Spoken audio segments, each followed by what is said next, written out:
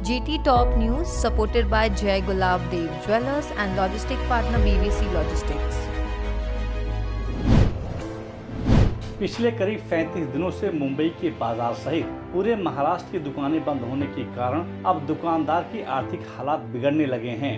महाराष्ट्र के दुकानों और शोरूम में काम करने वाले करीब 60% से अधिक स्टाफ अपने गांव जा चुके हैं और जो स्टाफ बचे हैं अब उनका खर्च संभाल पाना दुकानदारों के लिए बेहद कठिन होता जा रहा है। ज्वेलरी शोरूम और मेटल की दुकान चलाने वाले व्यापारियों की सरकार से अपील है कि सरकार ब्रेक द चेन लागू करे, न कि break the backbone of shopkeeper. Break the chain का जो कानून बना है इससे हमारी बैकबोन टूट गई है। तो और हमारे रहने वाले जो स्टाफ है अब उनको भी सैलरी पे करना, उनको खिलाना पिलाना वो भी एक मुश्किल काम हो गया।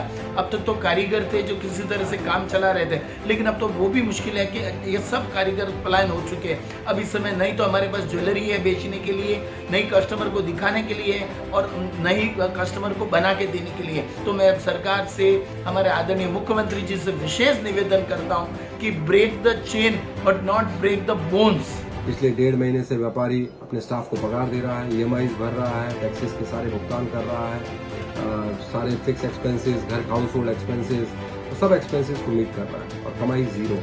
बहुत मुश्किल हो रहा है डे बाई डे। कितने लोग तो डिप्रेशन में आ चुके हैं। अंतर्राष्ट्रीय स्पॉट गोल्ड एक्सचेंज की तरह भारत में भी जल्द ही स्पॉट गोल्ड एक्सचेंज शुरू हो जाएगा। भारतीय प्रतिभूति और विनिमय बोर्ड यानी सेबी ने एक पत्र जारी कर स्पॉट गोल्ड एक्सचेंज स्थापित करने के लिए अन्य एक्सचेंजर के सामने एक रूपरेखा का प्रस्ताव रखा है। सेबी के इस प्रस्ताव में 5 ग्राम से कम मात्रा की ट्रेडिंग की अनुमति देने, कई स्पॉट एक्सचेंजर को अनुमति देने, एक्सचेंज प्लेटफॉर्म पर ट्रेडिंग को प्रोत्साहित करने और एक ही सोने की कीमत रखने पर टिप्पणी मांगी गई है। गौरतलब है कि MCX, BSE और NSE मिलकर गुजरात के अहमदाबाद में गिफ्ट सिटी में स्पॉट एक्सचेंज स्थापित कर रहा है। नए वर्ष के शुरुआत में प्लेटिनियम के निर्माण में काफी तेजी देखी गई है। प्लेटिनियम इन्वेस्टमेंट काउंसिल की एक रिपोर्ट के मुताबिक भारत में 2021 की पहली तिमाही के दौरान प्लेटिनियम ज्वेलरी फैब्रिकेट्स 35% बढ़कर 6 कोज से बढ़कर 21 कोज हो गया है। प्लेटिनियम इन्वेस्टमेंट काउंसिल के अनुसार वर्ष के शुरुआत में वैलेंटाइन डे के अवसर पर बढ़ी मांग और शादियों उत्सव की खरीदारी के चलते प्लेटिनियम ज्वेलरी फैब्रिकेट में बढ़त देखी गई है। बाजार के जानकारों के अनुसार आने वाले दिनों में प्लेटिनियम की मांग में बढ़त की संभावना है। जो वैलेंटाइन और त्योहारी सीजन और जो शादी के जो सीजन थे उसके अंदर प्लैटिनम का एक बहुत अच्छा डिमांड देखने को 4-5 साल के अंदर जो प्लैटिनम के जो रेट्स इंटरनेशनल कुछ कॉन्ट्रैक्ट्स के हिसाब से जो डाउनफॉल आया, जो एक टाइम पे गोल्ड सीजन दुगुना रहता था, वो कम होने के हिसाब से लोगों ने इसका एक बहुत अच्छा मौका उनको मिला प्लैटिनम के अंदर इन्वेस्टमेंट का। अभी जो करंटली अगर देखेंगे तो इसमें जो उस डिमांड के हिसाब से प्लैटिनम के रेट्स के अंदर वापस ग्रोथ देखने को मिल रहा है। एयरटेल पेमेंट बैंक ने डिजिटल गोल्ड प्रदाता सेफ गोल्ड के साथ मिलकर अपने ग्राहकों को सोने में निवेश करने के प्रति आकर्षण पैदा करने के लिए एक डिजिटल प्लेटफॉर्म डिजी गोल्ड को लॉन्च किया है। एयरटेल पेमेंट बैंक के बचत खाते के ग्राहक एयरटेल थैंक्स ऐप का उपयोग करके 24 कैरेट सोने में आसानी से निवेश कर सकते हैं। इसके अलावा ग्राहक अपने परिवार और दोस्तों को भी डिजी गोल्ड उपहार के तौर पर दे सकते हैं, बशर्ते दोस्तों और परिवार के सदस्य का एयरटेल पेमेंट्स बैंक में बचत खाता होना जरूरी है। ध्यान रहे कि ग्राहकों द्वारा खरीदा गया सोना सेफ गोल्ड द्वारा बिना किसी अतिरिक्त शुल्क के सुरक्षित रूप से संग्रहित किया जाता है और कुछ ही क्लिक में किसी भी समय एयरटेल थैंक्स ऐप के जरिए सोने को बेचा जा सकता है। डायमंड क्षेत्र की प्रमुख कंपनी अलोसा ने घोषणा की है कि चालू वित्त वर्ष की पहली तिमाही में कंपनी का रेवेन्यू 8% घटकर 90.8 बिलियन रह गया है। अलोसा द्वारा जारी एक रिपोर्ट के अनुसार भले ही कंपनी का रेवेन्यू में गिरावट आई हो, लेकिन हीरे की बिक्री पर शुद्ध लाभ में 13% की बढ़त दर्ज की गई है। रिस्पॉन्सिबल ज्वेलरी काउंसिल और UN ग्लोबल कम्पैक्ट ने एक समझौते पत्र पर हस्ताक्षर किया है। इस समझौते के तहत दोनों संगठन मिलकर कंपनियों के व्यवसाय को आगे बढ़ाने की दिशा में काम करेंगे।